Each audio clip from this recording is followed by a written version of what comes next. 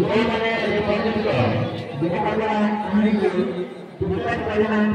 ସେମାନେ ଆମର ମନ୍ଦିର ସ୍ଥାପନ ହେଲେ ସୁଯୋଗ ପାଇଯାଆନ୍ତି ଯେଉଁମାନେ ମାନଙ୍କ ପାଇଁ ଜୈବ ଜଗତ ପହଞ୍ଚିଛନ୍ତି ଯେଉଁମାନେ ପୁସ୍ତକ ପଢ଼ିନାହାନ୍ତି ସେମାନେ ଆମର ମନ୍ଦିର ସ୍ଥାପନ ହେଲେ ପୁସ୍ତକ ପାଇଯାଆନ୍ତି।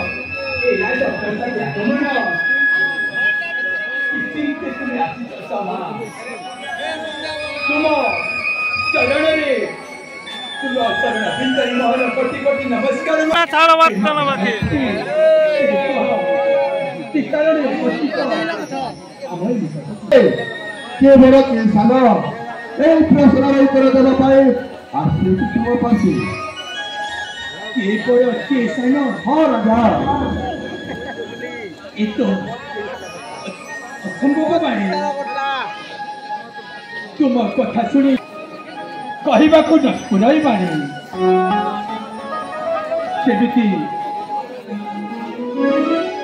तुम कथा प्रकाश कर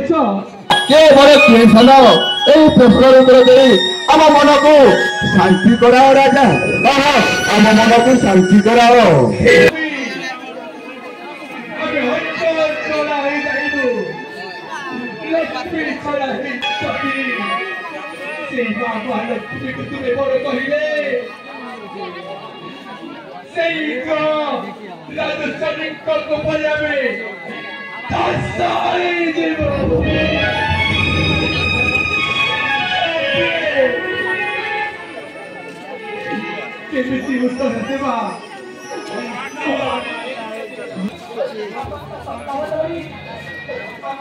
शरण पशुच तुमको लाज लगे कथा राजा हाँ तुमको लाज लगे कथा तुम्हें प्रभु तुम्हें अरे रे जगत प्रभु बारे मत मुखरे न फटे बाटला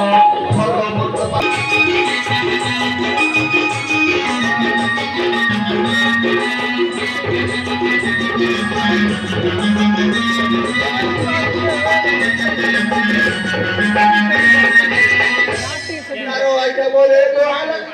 बाबे मेरुदी कर करना मैंने बंद बोले अभी की तो बाबे मैंने बंद बोले अभी की तो बाबे बहुत परिक्रमा आगे देखो कितना प्रभु बारे मुझे न फुटे तो